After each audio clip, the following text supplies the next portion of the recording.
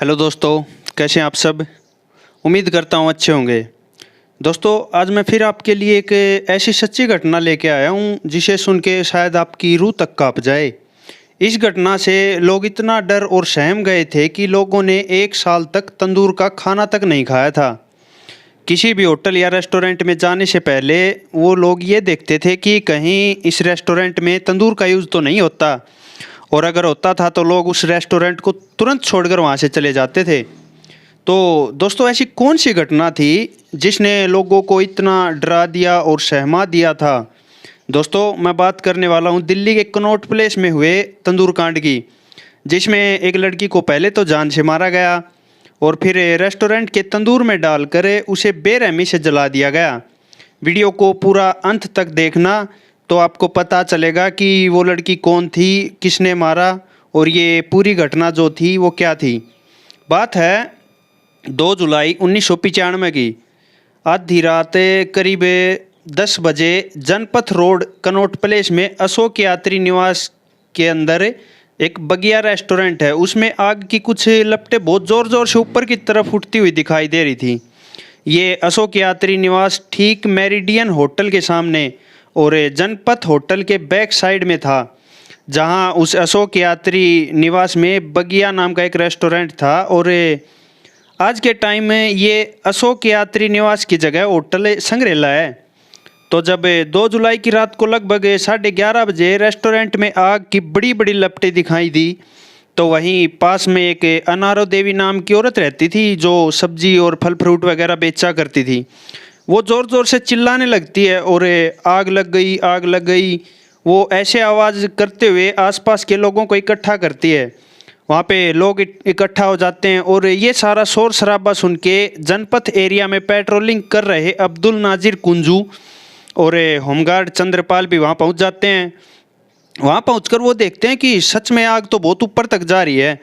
फिर अब्दुल नाजिर चंद्रपाल को गेट पे खड़ा होने को बोलते हैं और खुद अंदर चले जाते हैं। वहाँ पे उन्हें 2 लोग दिखते हैं। केशव जो होटल का मैनेजर था वो अंदर गेट पर ही खड़ा होता है। अब्दुल उससे पूछता है कि ऐसा तुम लोग क्या जला रहे हो कि तंदूर इस टाइम बुझाने की बजाय उसे और भड़का रहे हो। तो जवाब में वो कहता है कि हम कुछ यूथ कांग्रेस के पुराने पोस्टर वगैरह जला रहे हैं। लेकिन अब्दुल को उनकी बात पर विश्वास नहीं हो रहा था और वो अंदर जाके देखने की कोशिश करता है। लेकिन केशव कहता है कि बस पोस्टर से हैं, हम थोड़ी देर में जला के बंद कर देंगे। ये कह के उसे बाहर ले जाता है। लेकिन अब्दुल बाहर तो आ गया था पर उसको अब भी शक था, क्योंकि तंदूर जो था उससे कुछ अजीब सी स्मेल आ रही थी, जैसे मीट में बटर डालकर पकाते हैं वैसी। और उसे ये डर भी था कि कहीं आसपास के एरिया में आग न लग जाए। थोड़ी देर बाद वो खुद पीछे की दीवार कूद कर अंदर चला जाता है, पर केशव उसे फिर से बाहर मिल जाता है और उसे रोकने की कोशिश करता है। फिर वही सब कहता है कि पुराने पोस्टर्स हैं, बस जला के निकल रहे हैं। लेकिन केशव को घबराता देख और बार बार वही बात बोलता देख अब्दुल को शक और ज़्यादा हो जाता है और वो ज़बरदस्ती तंदूर के पास चला जाता है। और जैसे ही अब्दुल वहाँ पहुँचता है उसकी आंखें फटी की फटी रह जाती हैं।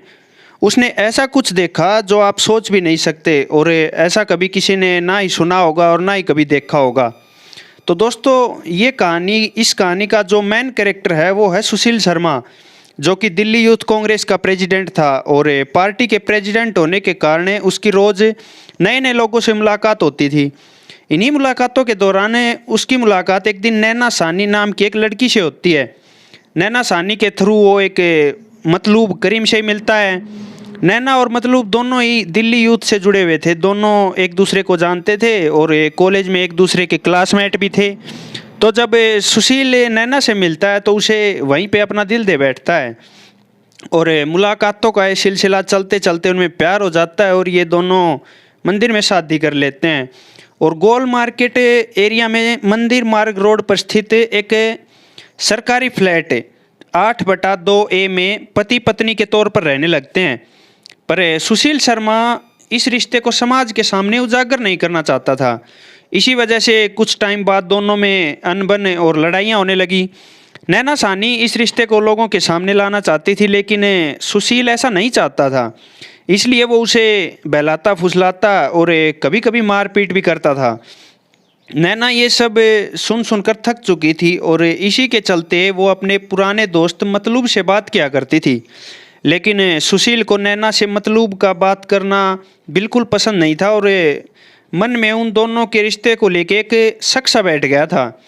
और वो उसे मना करते उससे बात करने के लिए, लेकिन नैना नहीं मानती और मतलब से बातें करना चालू रखती, जिसकी वजह से अब सुशील और नैना में झगड़े और ज़्यादा बढ़ने लगे। नैना सुशील से इतना परेशान हो गई थी कि उसने उसे छोड़कर हमेशा के लिए ऑस्ट्रेलिया जाने का प्लान भी बना लिया था मतलूब की मदद से। 2 जुलाई 1995 की शाम को करीब 7:30 बजे हमेशा की तरह सुशील घर आता है। नैना को किसी से लैंडलाइन पर बात करते हुए देखता है। जैसे ही नैना उसे देखती है तो वो फ़ोन रख देती है। जब सुशील उससे पूछता है कि तुम किससे बात कर रही थी, तो कुछ जवाब नहीं देती और अपना जो शराब का गिलास था उसे उठाकर वहाँ से चली जाती है। सुशील का शक तो अब और भी ज़्यादा बढ़ गया था, तो वो खुद लैंडलाइन पे लास्ट जो डायल नंबर था उस पर डायल करता है और ये उसकी रोज़ की आदत बन चुकी थी। वो जब भी शाम को घर आता तो रोज़ रीडायल ज़रूर करता था। तो जब उसने उस दिन रीडायल किया तो सामने से मतलूब ने ही फ़ोन उठाया और हेलो हेलो बोलता है, लेकिन सुशील कुछ जवाब नहीं देता। क्योंकि मतलूब को सुशील पहले से जानता था, इसलिए उसकी आवाज़ भी पहचान जाता है। उसका शक और भी ज़्यादा गहरा और सही निकलता है। वो फिर नैना से पूछता है कि मेरे इतना मना करने के बाद भी तुम उससे बात क्यों करती हो? तो नैना बोलती है कि तुम्हें इससे कुछ मतलब नहीं होना चाहिए। सिर्फ एक इस जवाब ने सुशील को इतना गुस्सा दिला दिया कि वो अपना आपा खो बैठा और अपनी लाइसेंस वाली पिस्टल निकाल कर लगातार 3 गोली चला दी, जिसमें से एक नैना की गर्दन पर लगती है, एक उसके सर में और एक जाके एसी पे लगती है। और गोली सर में और गले में लगने के कारण नैना की ऑन द स्पॉट डेथ हो जाती है। और कुछ देर में जब सुशील का गुस्सा शांत होता है तो वो देखता है कि उसने ये क्या कर दिया, उसने कितनी बड़ी गलती कर दी है। वो बहुत ज़्यादा पछताता है। उसके बाद वो लाश को काली पॉलीथीन में लपेटता है और उसके ऊपर बेडशीट डालता है और जो वहाँ पे आसपास खून बिखरा पड़ा था उसके निशानों को साफ करता है और लाश को अपनी मारुति 800 में डालकर वहाँ से निकल जाता है। उसे बस कैसे न कैसे लाश को ठिकाने लगाना था, क्योंकि अगर किसी को पता लग जाता तो उसकी सारी पोल खुल जाती। इसलिए वो पूरा कनॉट प्लेस में चक्कर लगाता रहता है। थोड़ी देर बाद वो अपनी गाड़ी को आईटीओ की तरफ मोड़ लेता है और सीधा आईटीओ ब्रिज पर पहुंच जाता है, जो यमुना पार करने के लिए बना हुआ है। अब वो अपनी गाड़ी को उस ब्रिज पे दौड़ाने लगता है, कभी इस साइड कभी उस साइड, आता जाता, कभी स्लो करता कभी फास्ट करता। ऐसे करते करते रात के करीब 9:30 पौने 10 बज जाते हैं। उसका प्लान था कि वो लोगों से छुपकर नैना साहनी की लाश को यमुना नदी में फेंक देगा, लेकिन उस दिन ब्रिज पर काफ़ी जाम था और यही कारण था कि वो अपनी कार को इधर उधर घुमाए जा रहा था। लेकिन काफ़ी टाइम बीत गया, ट्रैफिक कम ही नहीं हो रहा था और उसे मौका नहीं मिला, वरना वो उस लाश को यमुना नदी में फेंक देता। और उसने सोचा अगर उसे किसी ने देख लिया तो सारा प्लान भी ख़राब हो जाएगा और उसकी पोल खुल जाएगी। उसके बाद वो इरादा बदल देता है और गाड़ी मोड़कर सीधा अशोक यात्री निवास के बगिया रेस्टोरेंट में गाड़ी ले जाता है। लगभग 10 बज जाते हैं और लोग वहाँ पे खाना खा रहे थे और सुशील अपनी गाड़ी पार्किंग में लगा के सीधा जो होटल का मैनेजर था केशव, उसके पास पहुँच जाता है। दरअसल ये जो रेस्टोरेंट था ये सुशील का ही था। उसने रेस्टोरेंट की सारी जिम्मेदारी केशव को सौंप रखी थी। वो केशव से कहता है कि जल्द से जल्द भीड़ को खाली कराओ और रेस्टोरेंट बंद करो। केशव ऐसा सुन के पहले तो थोड़ा चौंक जाता है। केशव सुशील को मना भी नहीं कर सकता था, क्योंकि केशव ने फिर सबको बोल दिया कि खाना ख़त्म हो गया और जल्दी रेस्टोरेंट बंद कर दिया। सुशील ने केशव को सारे वेटर्स को भी घर जाने के लिए कहने को बोला और फिर पूरा रेस्टोरेंट बंद कर दिया। अब वहाँ सिर्फ केशव और सुशील थे। फिर सुशील उसे पूरी कहानी बताता है। पहले तो केशव थोड़ा डर जाता है, फिर पूछता है कि इस लाश को ठिकाने कैसे लगाना है। पूरा रेस्टोरेंट बंद कर दिया गया था, लाइट वगैरह सब कुछ। जो चीज़ चल रही थी वो था सिर्फ तंदूर। सुशील उसे देखकर कहता है कि लाश को इसी में डालकर जलाना होगा ताकि लाश का कोई नामो निशान ना रहे। इसके बाद केशव और हैरान हो जाता है, लेकिन वो उसे मना भी नहीं कर सकता था, क्योंकि वो उसका पुराना जानकार और राजदार था। इसलिए वो उसका इस काम में साथ देने के लिए भी तैयार हो जाता है और दोनों गाड़ी से नैना की लाश को निकालते हैं और उस पे से बेडशीट, पानी, जो पन्नी थी पॉलीथीन, उसको हटाकर उसे जलते हुए तंदूर में डालते हैं। लेकिन लाश अच्छे से तंदूर में जा नहीं पा रही थी क्योंकि तंदूर छोटा था और नैना काफ़ी बड़ी थी। लेकिन फिर भी उसको तोड़ मरोड़ के जैसे तैसे करके तंदूर में फंसा देते हैं और लकड़ियाँ वगैरह भी डाल देते हैं। थोड़ी देर में सुशील देखता है कि लाश बहुत धीरे धीरे जल रही थी, लेकिन वो चाहता था कि जल्दी से जल्दी लाश जले, तो वो केशव को दिल्ली यूथ कांग्रेस के पुराने पोस्टर्स लाने को कहता है ताकि लाश जल्दी जल सके। और आग तेज होती है, लेकिन वो चाहता था कि आग और तेज हो और वो साइड में रखा थोड़ा बटर भी उसमें डाल देता है। फिर देखते देखते पूरा बटर का जो बर्तन था वो उसमें डाल देता है, जिससे आग बहुत तेज हो जाती है। आग की लपटें उठने लगती हैं और ये आग रेस्टोरेंट के बाहर से भी दिखने लगती है। और सुशील शायद यही गलती कर देता है कि उसमें बटर में लाश की स्मेल और आग की लपटें सब का ध्यान रेस्टोरेंट की तरफ खींचती हैं। फिर अनारो देवी और अब्दुल बाकी सब वहाँ आते हैं और अब्दुल ने जब देखता है कि तो वो तुरंत वायरलेस पर पुलिस स्टेशन खबर पहुँचाता है। अगर उस दिन कांस्टेबल अब्दुल नाजिर ज़बरदस्ती उस के अंदर नहीं जाता तो ये राज कभी पता नहीं लगता। जिस तरह अब्दुल नाजिर कुंजू ने बहादुरी दिखाई वो केस सोल्व करने में अहम साबित हुई। फिर पुलिस अपनी फोर्स लेके तुरंत वहाँ पहुँचती है, लेकिन इतनी ही देर में सुशील पीछे वाले गेट से फरार हो जाता है। अब किसी तरह तंदूर की आग को बुझाया जाता है। अंदर से अध जली इंसानी लाश निकलती है और बगिया रेस्टोरेंट का जो मैनेजर था केशव, उसको पुलिस अरेस्ट कर लेती है। लाश लगभग जल चुकी थी, चेहरा पहचानना तो नामुमकिन था। जो आंतड़ियाँ थी छाती की वो बाहर निकल चुकी थी। अब रात के करीब 1 बज चुके थे और उस एरिया के पुलिस फोर्स भी वहाँ पहुँच जाती है और फिर उस एरिया के जो जॉइंट कमिश्नर थे मैक्सवेल परेरा, उनको भी खबर दी जाती है। वो तुरंत वहाँ पहुँचते हैं और फिर तुरंत ही बॉडी को लेडी हार्डिन हॉस्पिटल ले जाया जाता है पोस्टमार्टम के लिए। केशव से पूछताछ चालू होती है, वो पुलिस को कुछ बताता ही नहीं और बातें घुमाते रहता है और अभी तक पुलिस को सुशील शर्मा के बारे में कुछ भी नहीं पता था। अगले दिन जब पोस्टमार्टम की रिपोर्ट आई तो पता चला कि ये लाश एक महिला की है और मरने का कारण जल के बताया गया। जब सुबह उस तंदूर को अच्छी तरह खंगाला गया, एक पायल भी मिली उसमें। उसके बाद सबसे बड़ा चैलेंज था लाश को पहचानना। जब ये खबर मीडिया में छपी तो लोग बिल्कुल अंदर से सहम गए। उस रात जब सुशील वहाँ से भागा तो वो दिल्ली से गुजरात भवन में रुका और किसी कैडेट के साथ फिर अगले दिन टैक्सी से जयपुर निकल जाता है और फिर वहाँ से फ्लाइट से मुंबई और फिर मद्रास पहुँच जाता है। इधर जैसे ही खबर तेज़ी से फैलती है तो मतलूब जो नैना का दोस्त था वो भी ये खबर पढ़ लेता है। उसे कुछ शक होता है और वो तुरंत ही पुलिस स्टेशन पहुँचता है। लाश को पहचानने की कोशिश करता है। उस पायल को देख के बताता है कि ये लाश तो नैना की है।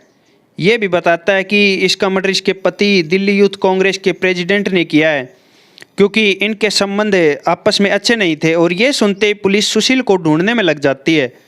ढूंढ रहा तो पता लगा कि वो तो 2 जुलाई की रात से ही गायब है और पुलिस का शक अब और भी गहरा हो गया। 2 दिन बाद ये खबर पूरे देश में फैल जाती है। हर अखबार की हेडलाइन बन गई थी और जिस वजह से अपनी खुद की पत्नी को तंदूर में जलाने की बात सामने आई तो लोगों में गुस्सा और बढ़ने लगा और लोग सड़क पर उतर आए और प्रदर्शन करने लगे, आंदोलन करने लगे, जिससे पुलिस और प्रशासन पर दबाव बढ़ने लगा।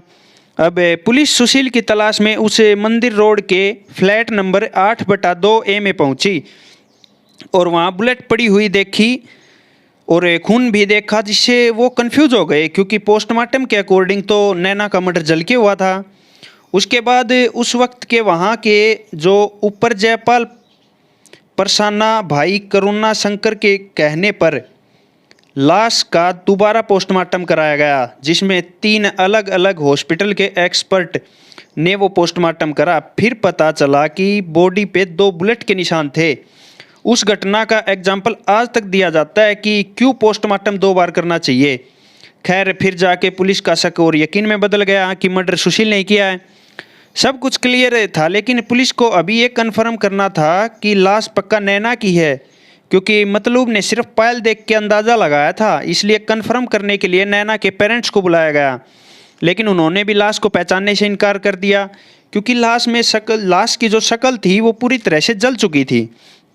इसलिए पहली बार एक ऐसी टेक्निक यूज हुई, उस डेड बॉडी के डीएनए सैंपल नैना के पेरेंट्स से मैच किए गए और वो सैंपल भी मैच हो गए। फिर जाके कंफर्म हुआ कि ये नैना की ही लाश है।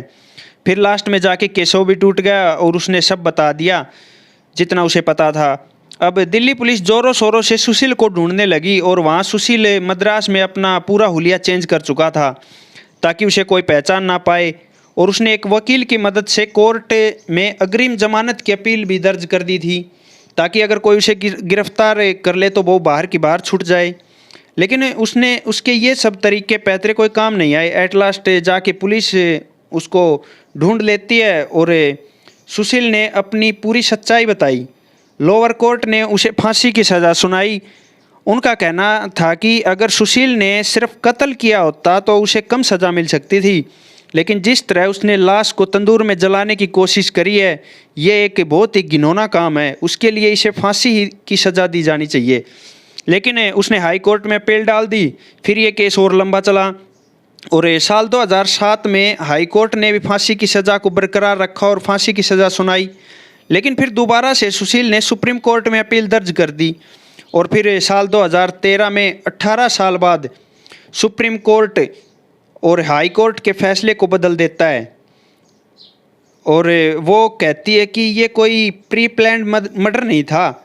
उसने जो भी किया गुस्से में अपना आपा खोकर किया, इसलिए लोगों को इसे कोई खतरा नहीं हो सकता और इसे उम्र कैद की सज़ा दे दी। और सबसे बड़ी बात उसके फेवर में ये की गई कि उसके पहले कोई क्रिमिनल रिकॉर्ड भी नहीं था। उसके बाद 2015 में सुशील ने पैरोल के लिए अपील की तो बोला कि उसने जब से लेके अब तक 20 साल की सज़ा काट ली है, उसे बिना किसी ऑब्जेक्शन के पैरोल भी मिल गई। लेकिन कुछ कानूनी रूल्स के तहत उसे वापस आना पड़ा और फिर 2018 में उसके अच्छे बर्ताव को देखकर उसे रिहा कर दिया जाता है। सुशील बाहर निकालकर एक इंटरव्यू में बताता है कि वो कुछ पल का गुस्सा मेरे 23 साल खा गया। इसलिए दोस्तों अपने गुस्से को कंट्रोल में रखना चाहिए, क्योंकि गुस्सा 2 मिनट का होता है। पता नहीं उस गुस्से में क्या कर बैठते हैं लोग, बाद में उसका पछतावा होता है। अगर आप लोगों को मेरी वीडियो अच्छी लगी हो तो लाइक करें और अपने दोस्तों के साथ शेयर करें और कमेंट करके ज़रूर बताना कि आपने ऐसा केस पहले सुना है या नहीं। और आगे ऐसी वीडियो देखने के लिए चैनल को सब्सक्राइब करें। धन्यवाद।